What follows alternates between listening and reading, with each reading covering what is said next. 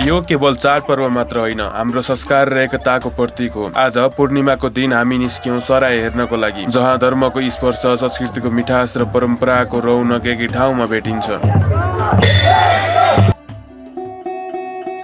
बिहान घामको झुलको छानामा नपर्दै दाइ र म घरबाट हिँड्यौं। बाटोमा हिँड्दै गर्दा साथीहरू कति बेला थपिन्थे त कति बेला पछाडि नै बस्थे।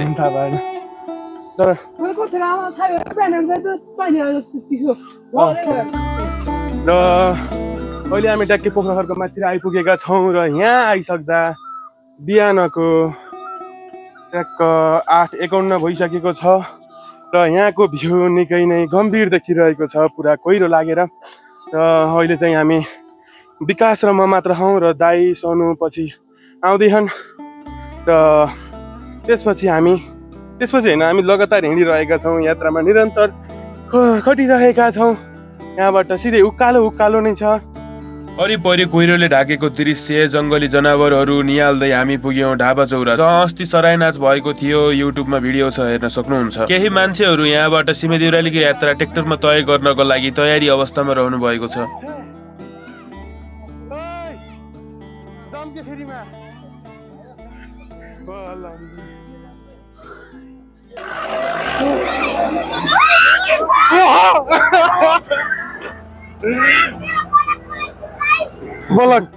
बलक वाट अ नाइस ओर बलक। र यिनी भनेको ट्याक्क ट्र्याक्टरमा जाने मान्छे हुन्। यता सुन न, म त बलक बनाउँछु होला। अहिलेको लागि भने हामी 3 जनाले नाप्ने चौरा, पिपला रुखा र मुलटुङ्की हुँदै अघिको यात्रा तय गर्यौं। ट्याक्क मुलटुङ्की यो पुल्ला ढाकाबाङ र कुहिरो अझै फारिसकेको छैन। यस भिडियोमा हामीले विष्णु सरको डिजिटेक माइक युज गरेका छौँ र विशेष गरी अडियोलाई ध्यान दिनु होला। साँच्चै भन्दिनौ हो, भिडियो सबैले हेर्छन् शर्माउँछन् भन्न त्यही हो। ल यो छोपेर भन ल के त्यही हो को त्यही भएर मैले कसिला भिडियोमा नदेखाउने नआइज है त।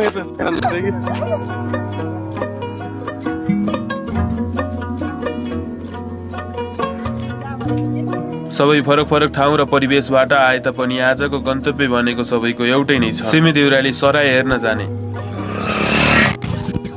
र अझै यहाँ आउँदासम्म पनि कुहिरो अझै फारेको छैन र सबैजना अघि गइरहनु भएको छ।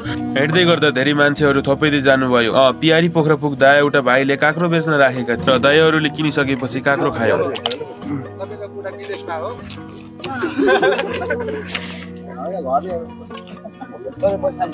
अब त झुट बोल्नुहुन्छ यत्मा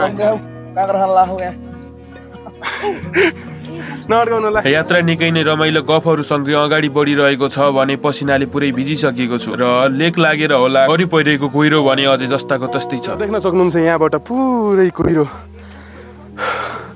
यस्तो मजाले कुहिरो निक्लेछ, त्यसले गर्दा भ्यू पनि राम्रो देखिरहेको छैन।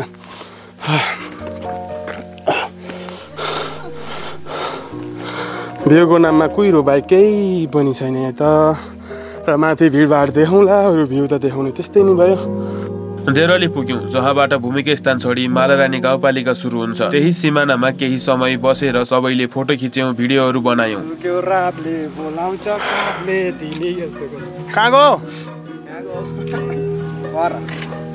मैले फेरि आइफोन चलाउन जान्दिनँ फिटिक्कै। र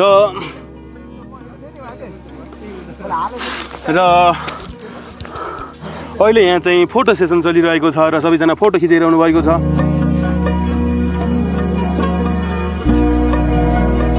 यो सँगै केही समय विश्रामपछि फेरि यात्रा सुरु हुन्छ र यहाँ भने माइक म्युट भएको रहेछ। जिप ट्र्याक्टर बाइकहरूमा जाने मानिसहरूको साथै पैदल हिँड्ने मानिसहरूको संख्या पनि यसपालि टन्नै थियो। हजुर नमस्कार। र अहिले यति बेला हामी देउरालीको डाँडामा छौँ र यति बेला एकदमै चिसो पनि छ मौसम र यताउता देख्न सक्नुहुन्छ तपाईँहरूले मकै डाँठहरू अझै हरियो रहेको छ। तर हाम्रो गाउँतिर चाहिँ एकदमै सुकिसक्यो, सबै कुराहरू तरी पनि सरिसकेको छ।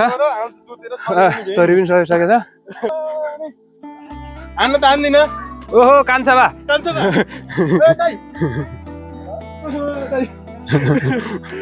अनि तलमा बसेका मान्छेले भेडा देख्नु त यहाँ अजुबै कुरा हो।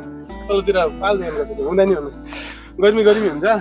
तर यो लोकेसन चाहिँ पहिला माथि निक्लेपछि लेक लाग्छ, त्यस कारणले यहाँ भेडा पाल्नुहुन्छ त्यस कारणले एउटा म सपनामा नि यहाँबाट फङ हालेको हाम फालेको यहाँबाट हाम फालेको जब कुरा सपनाको हुन्छ म मौन बस्छु दाइ कुकुरेको यस्तोको सिजन बाङ्गे दाइ सिजन नागदेव बुढासनाले मार्छन् त्यस्तो गर्ने होइन नागिनले मार्छन् अहिले तर मेरो अब त्यहाँ आएन होला खै थाहा भएन तर यहाँ राखिसकेपछि माइक अलि आवाज राम्रो आउँछ जस्तो लाग्यो मलाई र कुहिराको आक्रमण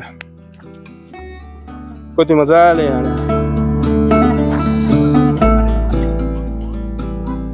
के अरे त्यो सुप्रिया यसले भन्दै रे के होइन त्यो सरा खेल्ने मात्र होइन सरा कोसित खेल्ने कसरी खेल्ने र के को लागि खेल्ने त्यो पनि खुलाइदिनु लागि खेल्ने होइन घाँटीमा त खेल्ने स्थिर रहेको कुहिरोलाई छिचोल्दै हामी पुग्यौं गोखुङ्गा। सिमदेउराली पनि मालरानी गाउँपालिका 9 गोखुङ्गामा नै पर्छ र त्यसको लागि भने केही समय अझै उकालो चढ्नु पर्छ। मोटरबाट केही घुमाउरो भएकाले हामीले उकालो नै रोज्यौं। मालरानी गाउँपालिका 9 वडा कार्यालय। अबको दृश्य भने सिमदेउरालीको। बिहान छिटो भएर होला चलपल अलि कम नै थियो, त्यसकारणले हामी केही समय यताउता घुम्यौं।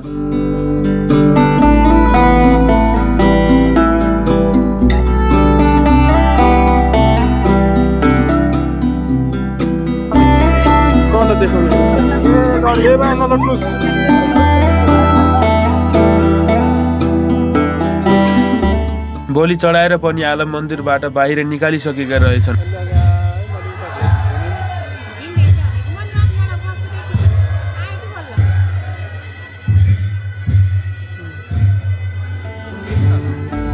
आलमहरू पर पोखरीनिर लगिन्छ। पोखरीमाथि रहेको थानमा पनि आलमसँगै लगेर बोकाको बलि चढाइन्छ।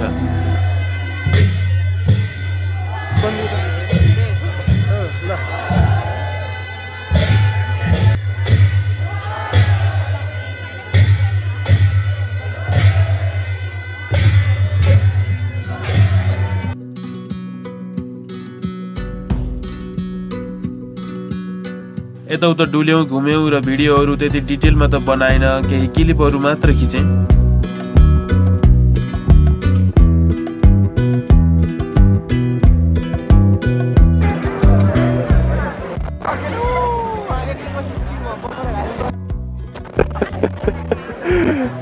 सनु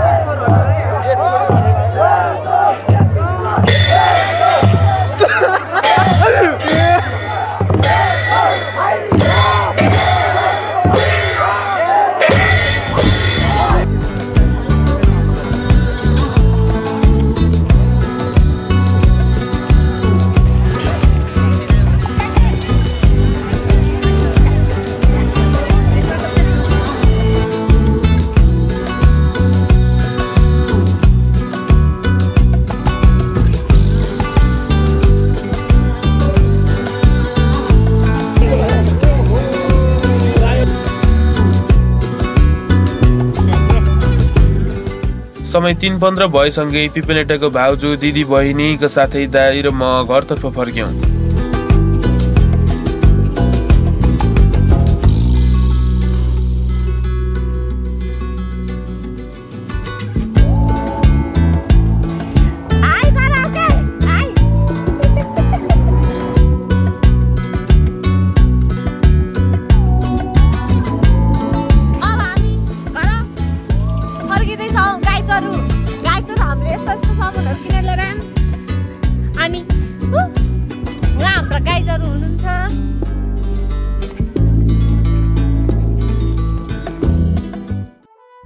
अब केही जेरीको अफर आइसँगै घरको यात्रा निरन्तर अघि बढ्छ। पिपल नेटाको टोली त बाइकमा गइसक्नु भयो र अब हामी दुई भाइ मात्र घरतर्फको झर्यौं। भिडियो निकै नै लेट आयो, त्यसको लागि माफी चाहन्छु र आजको भिडियो हजुरहरूलाई कस्तो लाग्यो सल्लाह सुझाव र प्रतिक्रिया दिन भने नभुल्नु होला। यदि भिडियोमा नयाँ हुनुहुन्छ भने च्यानललाई सब्स्क्राइब पनि गर्न नभुल्नु होला। हामी घर पुगिसक्यौं र आजको लागि यति नै। जय अर्घाँची, जय नेपाल।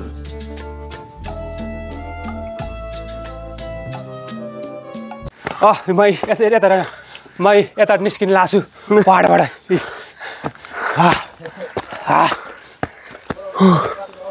धेरै नै एडभेन्चर ट्रेकिङ के भन्छन् सबै हुनेवाला छ यहाँ।